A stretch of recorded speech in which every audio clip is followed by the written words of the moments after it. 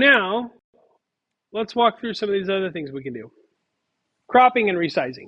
This is something we all do on our iPhones all the time, right? We take a picture, there's a weird dude in the background, so we crop the picture so that it has just the Eiffel Tower or whatever. So cropping and resizing. Cropping involves taking a piece of that picture that is somewhere in the middle of that picture and throwing away the rest. So let's say that the part of the picture that I want to keep is this yellow part. And the rest of the whole picture is that big black square. Let's say my picture is 700 pixels tall by 1200 across, right? So this would be what I would get if I did image width or image size, 12 by 7. So if I want to crop an image, I give that image, or I give crop, the crop method of the image object, I give it a single argument with 4 pieces. It's a tuple. Okay? There's one argument that is required for crop. And it is a tuple that contains 4 numbers. Those numbers represent 2 points on that image. The top left corner of the crop and the bottom right corner of the crop. Now, you've probably seen people do this before, right? Like, what am I doing right now? I'm like framing my shot, right? This is a crop, you guys. I'm cropping the universe with my hands right now. I'm giving you this corner. Actually, that is better for you, right? That's that corner, and this is this corner. So that's what I'm doing. I'm just deciding where those corners go, and you can see you're visualizing. When I do this, you're visualizing a square. When I do this, you're visualizing a really wide triangle. It's the same thing. So these are the coordinates: 300, 150, 1,000 over. It's always X and Y. So how far over, how far down? This is 0, 0. This corner is 1,200, 700. So you're just figuring out, where do I want to crop that image? Okay, so and sometimes you just ballpark it or you play around.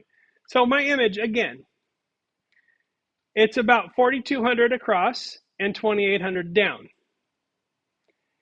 If I want to just get this, let's estimate some numbers, right? So I know the midpoint is 2,100 across. From left to right, it would just be about halfway. So it's about 2,100, somewhere in here. This would be 1,400.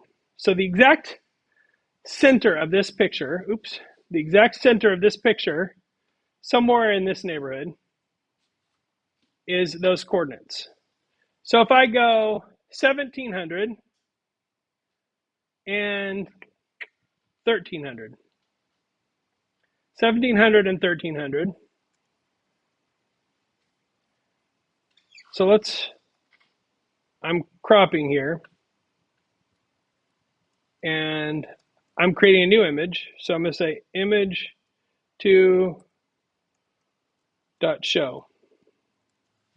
Okay, so that's how I pop up that image that I create.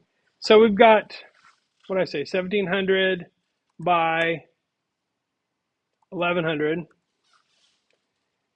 And we're going to go a little wider than we are tall. So let's go, well, hang on here. What did I say? Let's go 2,200, and let's go 1,600. Let's try that. Oh, pretty close. So there's my crop. And that was, you can see there are different scales here, but if I put this down to about the same scale, you can kind of see where that image came from, right? This won't let me make it any smaller. But you get the idea. It's kind of right in here somewhere. So that's a pretty good guess. So that's what a crop does, is it defines a square by using the top left and the bottom right coordinates of the new square that you want. So if I wanted to get like the top quarter of this image, I would go 0, 0, 0, 0, and I would go 600, 350. And that would, because 600, 350 is the exact middle of this. So I'm getting that part of it. So that's cropping. Cropping is different than resizing. Cropping always results in a smaller image. By the way, when I use crop, it returns a new pillow image object. It does not change this one. It returns a new one. That's a smaller piece.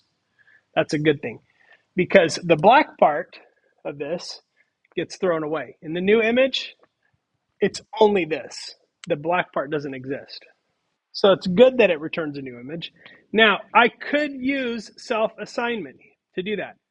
I could say image one, or just image, equals image.crop.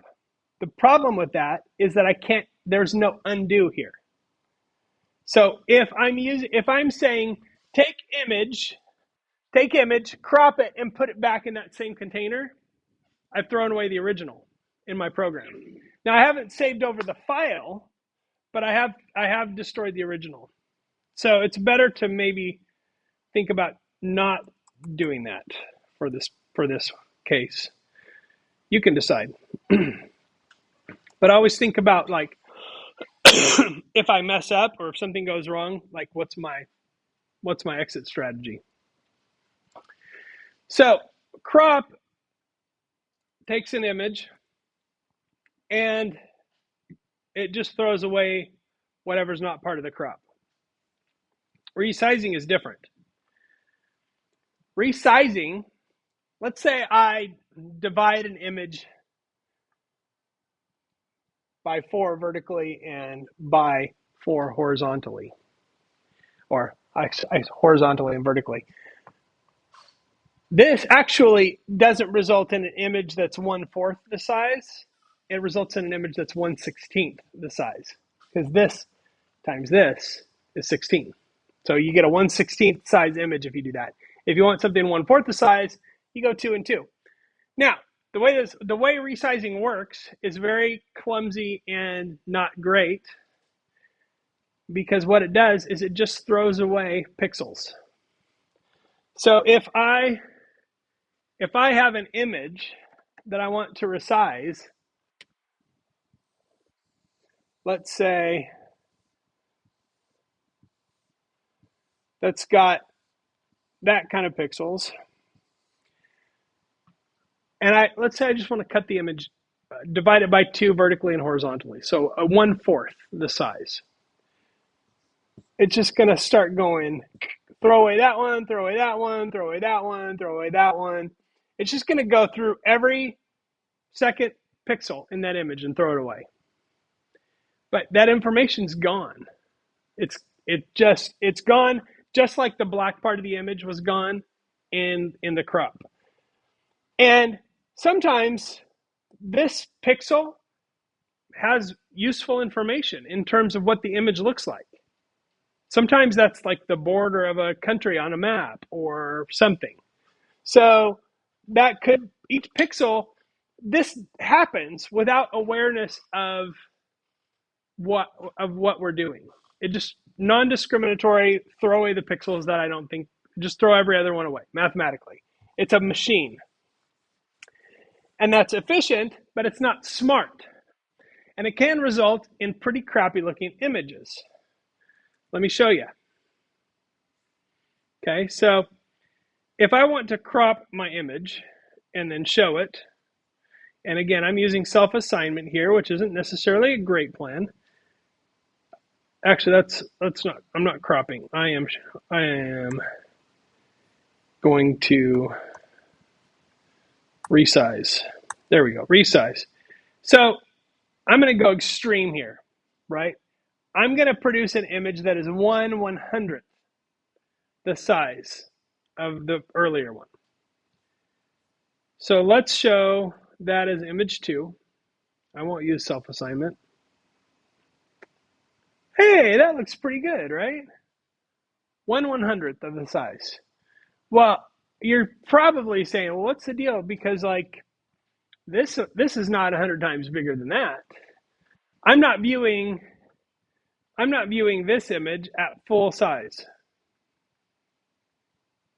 See how detailed this is? Now I'm going to zoom in on this little part of the wave right here. Okay, so there's that little part of the wave. Still looks decent. You can start to see maybe some pixels there. Let's take this image and do the same thing. Okay, so right here, that's the part we were looking at, right? Let's get in there.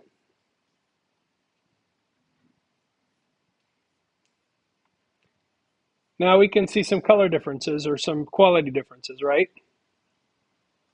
That's the same part of the image. That's what 100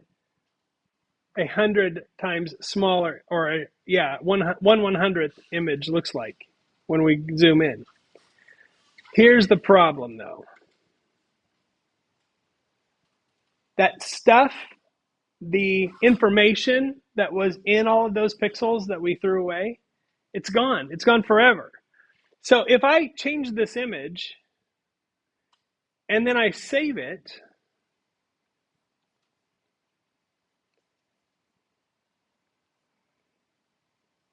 and then maybe I want to resize that again. Let's say image 3. Let's say I messed up. I want to make it bigger again. So instead of dividing by 10, notice I'm using floor divided here. The reason I'm using floor division here is because we need an integer, not a float. So I'm going to multiply it by 10. I'm going to bring it back to what it was before. Image 3 dot show. So now we got the original, the old one, and I think it's still working to bring it back.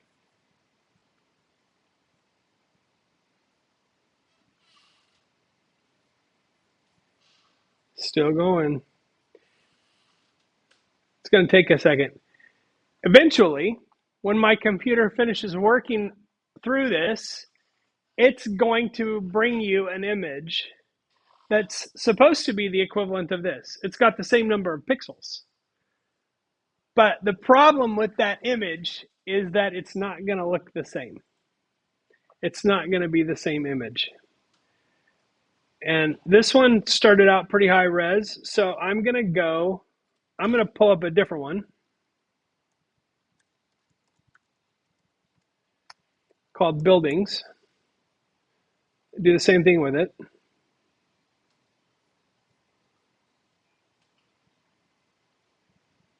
Yeah, it's still kind of choking a little bit. Now, you can see here, this one does the same thing. When we start zooming in. Oh, okay, there it is. Now, that did a pretty good job. This one is an easier image to use. That's why this is the one where it went larger again. But if I start zooming in on parts of it, like this, let's look at these windows here. So there's that. There's that.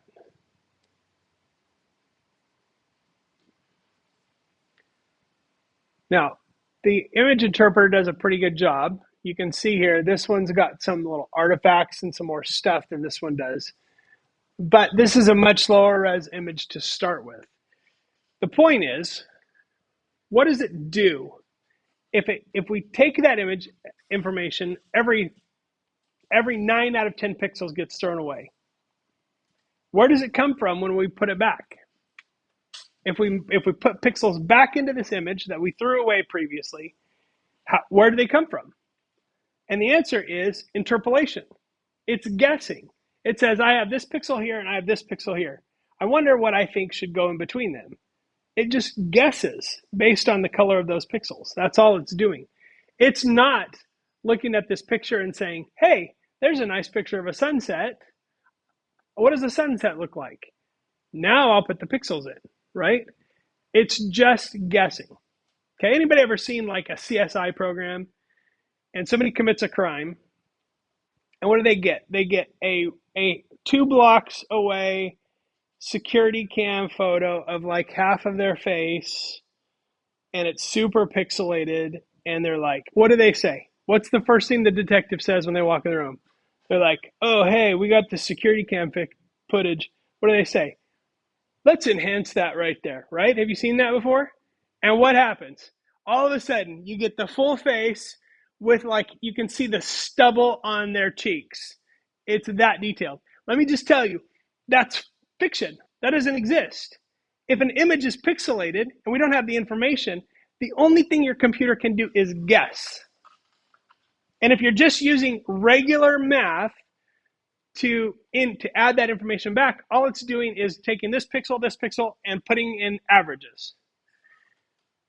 AI is when this gets a little scary, because AI says, oh, I recognize that that's a face.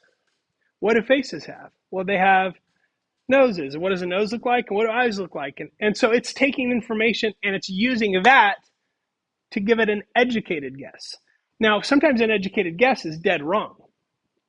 It depends on how that AI was trained. So it gets a little scary there because you're guessing, but you're guessing in a way that makes it seem like certainty. And that's why AI is scary in the first place, right? When you're right, how much of you guys tried coding with AI? Because eventually it's going to be like, this is definitely the answer. And it's literally making something up. It's called a hallucination. AI hallucinates. Why is it called a hallucination? Because it believes that it's right. Scary stuff sometimes if you don't know what you're doing. So that is resize. And one of the things you can do with resize is you can give it another attribute. It's a named attribute or a named parameter called resample. And if you give it image resampling nearest bilinear like this, you just add this after the tuple inside here. It will give you a much higher quality because what it's pulling in is a more advanced formula for guessing. It's not AI level, it's just a little bit better. Nearest to bilinear is just a better interpolation formula than the default. So if you're resizing from a small image to a big one, you want to think about that. Okay, so what do you do when you're done with making changes? You want to save the file. Let me recommend to you that you never use the same file name that you opened, because you will overwrite what's there. And if you messed with it or you did something crazy like cropped it in exactly the wrong way, you destroy your original file. So you can't ever go back. Again, there is no undo here. So you're going to use the image. So the pillow image object dot save, it's a method, the save method, and you're going to give it the new file name. Simple as that.